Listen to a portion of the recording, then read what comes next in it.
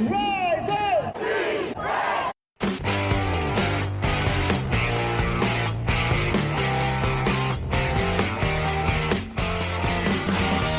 This is the Rise Up See Red podcast, all about the Arizona Cardinals and the NFL, featuring insider and outsider perspectives. Enjoy the best hour of Cardinals talk on the web.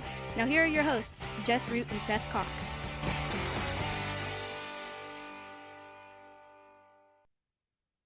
Hello, Arizona Cardinals fans, and welcome to the latest edition of the Rise Up See Red podcast, the Star Cardinals talk on the web. I'm your host, Jess Root from CardsWire.com, USA Today's NFL Wire site, covering, of course, your Arizona Cardinals, with Seth Cox, my co-host from RevengeOfTheBirds.com, SB Nation's Arizona Cardinals site, as we have episode 770 as we continue with our 2026 NFL Draft positional previews, and we hit the defensive interior, the defensive tackles in this draft. We're going to break it down by day one guys to know, day two guys to know, day three guys to know. Now, the Cardinals are this is a different draft this year because last year there were some very high-end D tackles. Mason Graham went 5th overall. You had Kenneth Grant going 13th, Walter Nolan to the Cardinals at 16th.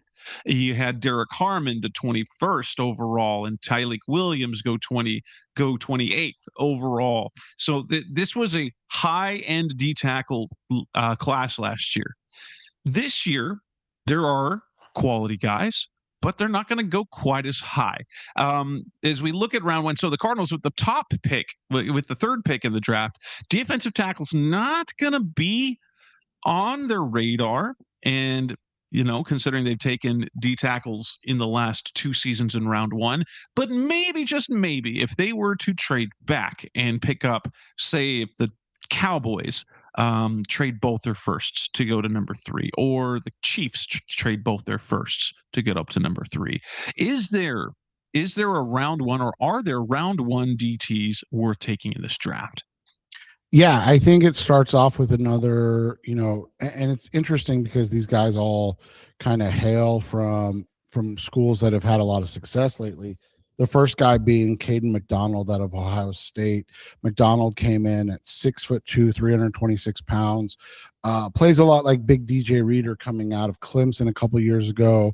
I know I've seen people kind of criticize the fact that he's only, started for 1 season. But when you're in a loaded room, I don't care, right? Like, and again, we've talked about it. When it comes to defensive linemen, there's a learning curve. So again, you mentioned it. If you get 12 and 20 and you're able to pick up a guy like Caden McDonald, knowing that he's only going to play 35% of snaps in year one, the value makes more sense, right, Jess? Because like, you're not looking at him like Walter Nolan, where he's your only first round pick and you're hopeful that he gives you something. McDonald would be a guy that could slide into that nose position.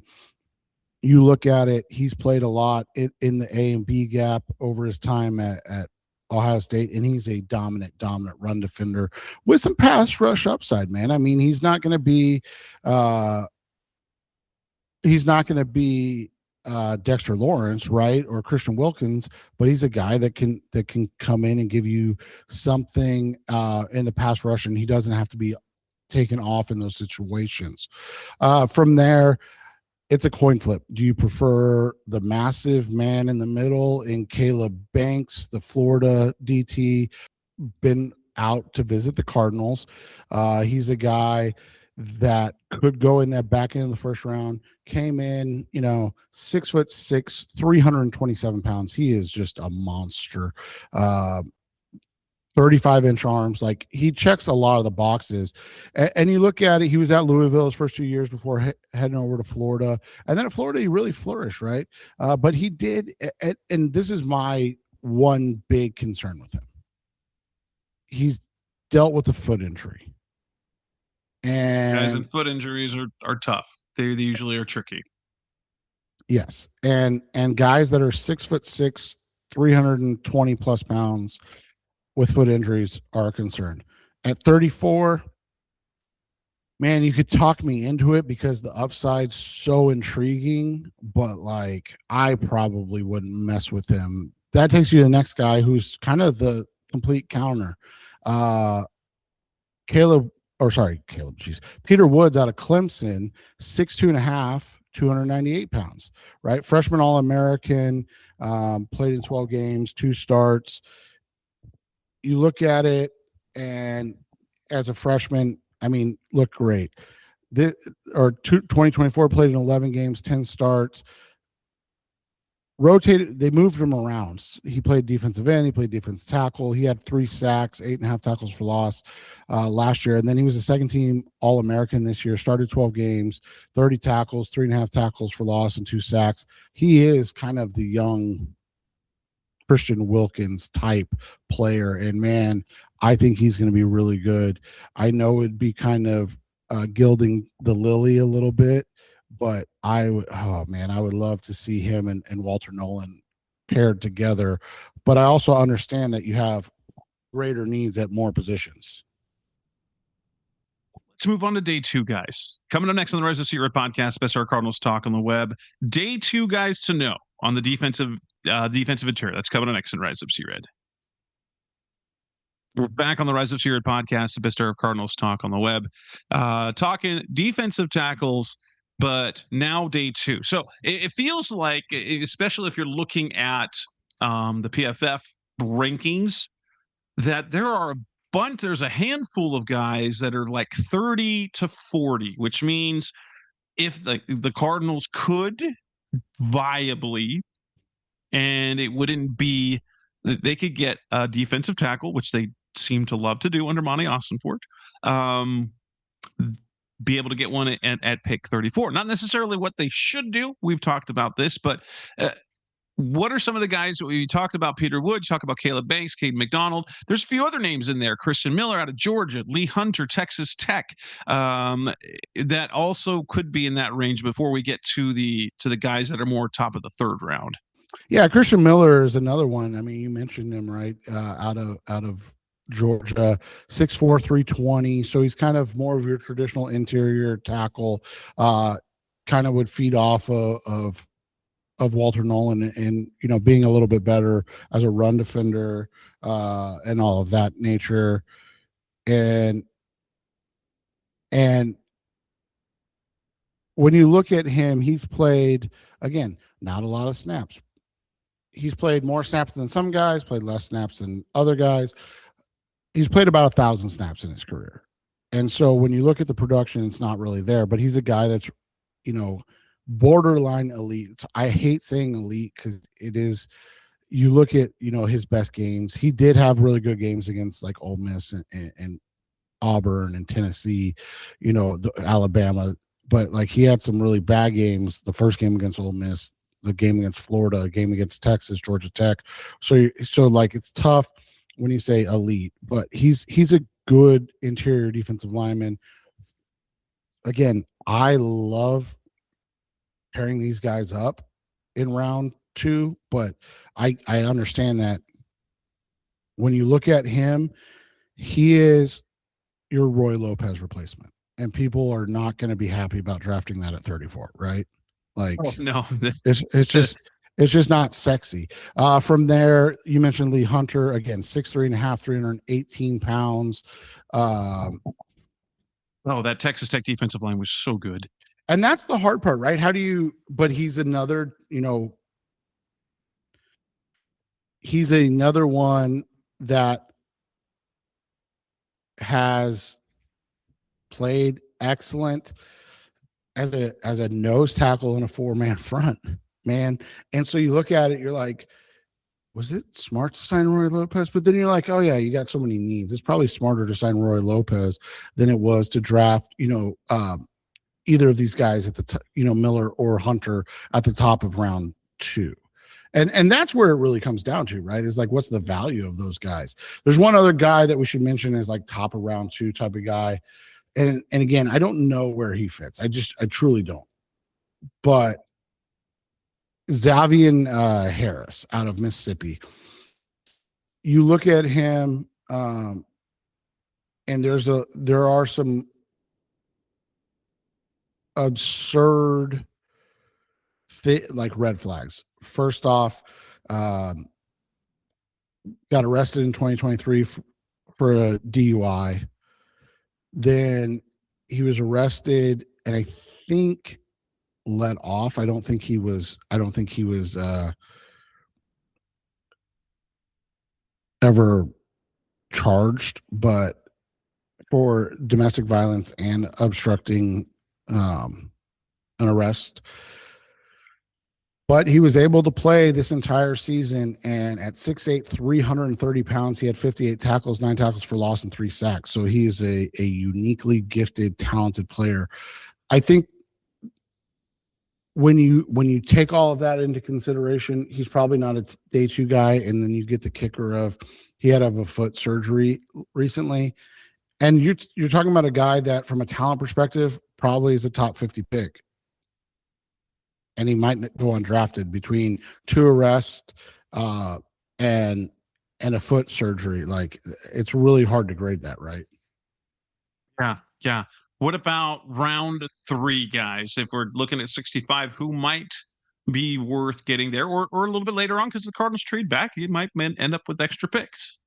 I love a guy out of Iowa State, Dominique Orange, 6'2", 322. Isn't it amazing? I'm 6'2". I genuinely cannot imagine carrying another 70 plus pounds on me. Like, just like it hurt to think about. But 6'2", 322 pounds, good arm length, just under 34-inch arms. And he's a guy that has done a really good job at Iowa State, man. I mean, he's, again, when you're talking about nose tackles, you're not going to see production. That's not what a nose tackle's job is. And at 64, if you're able to get a guy that is able to play the nose in a 4-man front, that's really able to control the line of scrimmage, especially that interior, that's an ideal fit for a team. But again, you're talking like, how are fans going to feel about that at 64?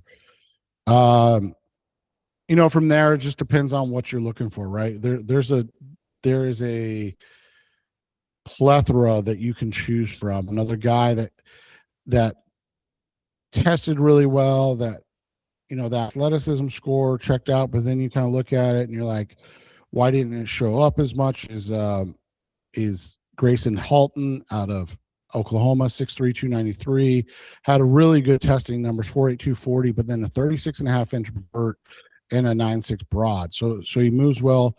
Had 8.5 career sacks the last 2 years. And he's a 3-tech. So, like, is he a guy that you can draft with Walter Nolan already on the roster? From there, Tyler Oniedium, out of Texas A&M. But again, you're talking about another 3-tech. Like, that's where you're starting to become, have these questions is, are you looking for a guy to play with or next to or in rotation with what Walter Nolan is as a player? From there, you have another bigger guy out of Clemson, the other Clemson guy. But man, again, testing numbers were insane for a guy this size. DeMonte Capehart, 6'5", 313, ran a 4.8, 540 with a 33.5-inch vert and 8'11" broad. And I know people are like, well, that's not great, but bro, he is 313 pounds. He ran a sub 4.940 at 313 pounds. I don't think people. Incredible. Yeah, that's incredible for people our size, and so yeah. So that's great. But he is. The thing about Capehart that's really interesting to me is that he hasn't started, but he has been a rotational defensive lineman forever, and so people will look at it and go, oh, well, he hasn't started enough. And I'm like, this is a dude that knows his job, that's great against the run, that can come in, give you 20 snaps a game. But is that a day 2 guy or is that a day 3 guy? And that's where it gets interesting, because you look at kind of the consensus, right? After Halton, the next guy is Darrell Jackson Jr. out of Florida State. And there becomes a question of like, and he's another one, right? 6'5", 315 pounds. We didn't get testing numbers. He was at Maryland, then Miami, and then he made it over to Florida State. He's done a good job. But he's got a lot of work to do. And again, at 65, would you take him? He's probably a guy that you take if you trade back or trade up out of the fourth round to get to, because from there you're looking at, what you mentioned, what Monty Allison Ford loves, day 3 picks. 3 picks. And with that, we'll move on. Coming up next on the Rest of Sierra podcast, the Best Cardinals Talk on the Web. Let's talk about guys to look at on day 3 from the defensive interior. Let's come on next on Rise Up Sea Red. Back on the Rise Up Sea Red podcast, the Best Cardinals Talk on the Web. Day 3 defensive tackles. Who are the names to know? The Cardinals have 4 picks. They got picks at the top of the 4th, 5th, 6th, and 7th rounds. Who are guys? Of course, these aren't going to be super impact guys, but you get guys like Dante Stills, who's now entering his 4th season. He's been a fine, okay player over the first 3 years, earned a performance salary bump, and he's just, one of the guys on the defensive line. A little bit of juice in terms of pass rushing, but nothing spectacular. Who are the steady eddies that we can look at, either because they have some really great athleticism, they've got real physical traits, or just a little extra? Chris McClellan out of Mizzou is an interesting one. He came in at 6'4", 313 pounds, long arms, massive hands, 11-inch hands. So like he gets his hands on you and he can control it. What's interesting about him is he's actually shown to be kind of a better pass rusher than run defender, but a rotational defensive lineman nonetheless. Despite his size, he's probably not a nose, and so that'll be interesting to see if he kind of fits for the Cardinals. From there, you can go to a guy like Caleb Proctor out of southeastern Louisiana. He's a real, I've seen a lot of people project him to go in as high as day 2 because he is probably the best interior pass rusher. But again, is he a guy that you'd want rotating in? 6'3", 280, gets after the quarterback, had 9 sacks last year. So again, is he a guy that would fit what the Cardinals need at that point of the draft? We mentioned Harris. He's an interesting one. Where he goes based on the off-field issues is going to be more of the rub on him. You got Zane Durant, who came out of Penn State, tested like a freak because, that's what Penn State does, right? 6'1", 290, 4.75 40, 33.5-inch vert, 9'4" broad, played a lot of football, and had 9 sacks over his career. But he's another 3-tech type of guy. Is he a guy that would fit what the Cardinals want to do? And then finally, like a Brandon Cleveland, kind of the fire plug interior guy that is really good at controlling the A gaps. He's a guy that is not going to give you much in the pass rush. But if you're talking about a big run defender on day 3, he's the guy that kind of fits what you're looking for, because he's a guy that knows what his job is and has shown the ability to do his job consistently, no matter where he's played at. Name that I ran across, I think it was from Justin Mello, in the interviews and the visits. What about a guy? Is it Xavier Harris? Xavier Harris, the kid out of Ole Miss, long, 6'8". Yeah, that's 6'8", the one. 330. He's the one I was talking about that had the arrest and the foot injury. Okay. So yeah, I mean, I don't know what to make of him, because from a tape perspective, you're probably talking about a day 2 guy, because he's 6'8", but he's 330, so he's not fat, right? Right, yeah. but to arrest and then the foot injury, I don't even know if he's like a draftable player for the Cardinals. That's the biggest thing with him. The other guy that, I mean, we can mention, but again, I just don't know how these guys fit with what the Cardinals are trying to do, and what the plan is necessarily at the position. But it's always fun to see Service academy guys get drafted. Landon Robinson, 5'11", 293. He is small, but he, is insanely athletic and insanely aggressive. And he's done a good job, of giving himself a chance to either get drafted late on day 3 or, make a team as an undrafted free agent. And then Rashawn Benny out of Michigan. When you look at him at 6'3", 300 pounds, he plays better as a 3-tech, but his size and his ability to shed and really kind of control blockers is super interesting, because he's not a guy that's going to get, necessarily control things in the pass game, but he is a guy that has shown enough to warrant, a day 3 consideration. Anybody else that Cardinals fans should know for day 3 defensive tackles?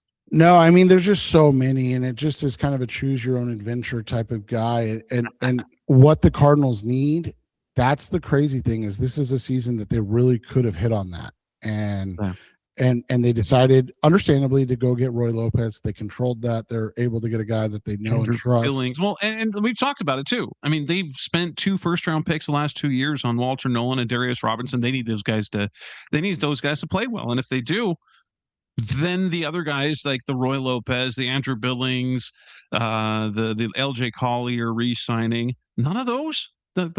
If they get Robinson and Nolan playing well, those guys are nice rotational pieces. PJ Mustipher, you can have those and have a solid defensive line, but they got to be making plays, and that's the thing. That's the thing that we worry about. But we'll see. We'll see how that goes. And with that, we will wrap up this edition of the Rise Up Seared podcast. This is our Cardinals Talk on the Web. We still got 4 position groups to do over the next several days and couple of weeks. We've got the edge, we got linebackers, we got cornerbacks, we got safeties. We'll talk kind of positions and rounds, and then of course on draft week we will have our yearly first round mock draft. But until then, that's Seth Cox. I'm Jess Root. Thanks for listening as always. We'll be back again soon. Thanks for listening to the latest edition of the Rise Up See Red podcast. Listen to previous episodes and subscribe to the show on Apple Podcasts, Stitcher Radio, Audioboom, or many other podcast platforms, so shows are delivered directly to your mobile device. Please give the show a 5-star rating and always support the sponsors who support the show. We'll be back soon for the best hour of Cardinals talk on the web. Rise up, Red Sea, be Red, See Red, and of course, Rise Up, See Red.